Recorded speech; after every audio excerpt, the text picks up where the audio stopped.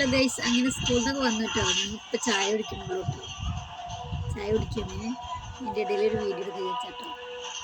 ചോറ് ഞാൻ രാവിലെ വെച്ചത്, ഇന്നത്തെ മീൻകറി ഉണ്ട്. രണ്ടെണ്ണം തെറ്റിട്ടിരിക്കുകയാണേ. എന്താ സംഭവം എന്നറിയില്ല. സ്കൂളിൽ നിന്ന് വന്നപ്പോൾ തെറ്റിയിരിക്കണാണ്. എന്താ സംഭവം എന്നല്ല. എന്തൊക്കെ എങ്ങനെ തെറ്റിയാണ് ഉമ്മിയെ? അനിയോ അനിയോ എന്താണെന്നറിയില്ല, തെറ്റിയിരിക്കുകയാണ്. എന്താ സംഭവം? ഇന്ന് വൈകുന്നേരം മീൻ വറുത്തതാണേ. എന്താ ഇതിൻ്റെ പേര് അനിയേട്ടാ? അനിയേട്ടാ, ഇതിൻ്റെ പേരെന്താ? മീൻ്റെ ചൂര് വറുത്തത്. ചൂര്. മീൻ്റെ പേര് ചൂരാട്ടോ. മീൻ്റെ പേരൊന്നും അറിയില്ല. ചൂരയാണ്. ഇന്ന് സ്കൂളിൽ പുളിയഞ്ചി ഉണ്ടായിരുന്നു കേട്ടോ.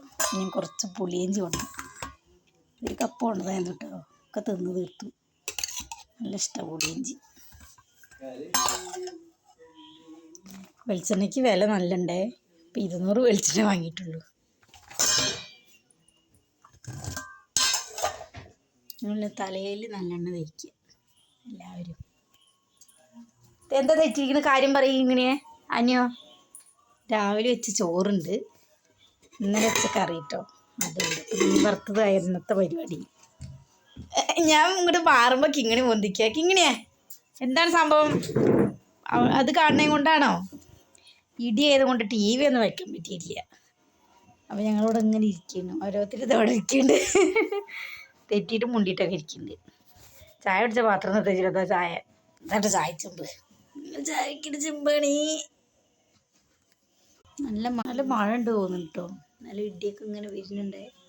വൈകുന്നേരത്തെ ഇന്നത്തെ നല്ല മഴ. 8 മണി ഇടി ഉണ്ടാവുമ്പോൾ TV വയ്ക്കാൻ പറ്റില്ല. അപ്പോൾ ഫോണിൽ വീഡിയോ എടുക്കാം.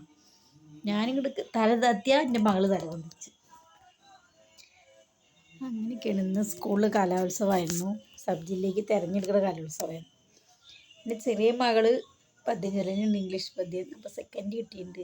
മൂത്ത മകള് ഡാൻസിനുണ്ട് കേട്ടോ. എന്തിൻ്റെ ഡാൻസാ? തെയ്യത്തിൻ്റെ. തെയ്യോ? തെയ്യത്തിൻ്റെ ഡാൻസ് തന്നെയല്ലേ? തെയ്യത്തിൻ്റെ ഡാൻസ് തന്നെ. ഫസ്റ്റാണ് കേട്ടോ. 4 പേരും കൂടി ഒരു ഗ്രൂപ്പായിട്ട് 7 ആളുണ്ടെങ്കിൽ നല്ല അടിപൊളിയായിരുന്നു. ഞാൻ യൂട്യൂബിൽ ഇട്ടിട്ടുണ്ട് വീഡിയോ. എന്നാലും അവരുള്ളത് കൊണ്ട് 4 ആളൊക്കെ കുട്ടികളുണ്ടായിരുന്നു. ഒക്കെ പിന്നിക്ക് പോയി. പിന്നെ ഇല്ല എന്നൊക്കെ പറഞ്ഞിട്ട്. എന്നാലും അവർ തോറ്റില്ല. അവർ കളിച്ച് ജയിച്ചിട്ടെന്തായാലും ഫസ്റ്റ് കിട്ടി. മകൻ പിന്നെ MESലല്ലേ, ഇവിടെ വേണ്ട ഒരു സ്കൂളിലല്ലല്ലോ.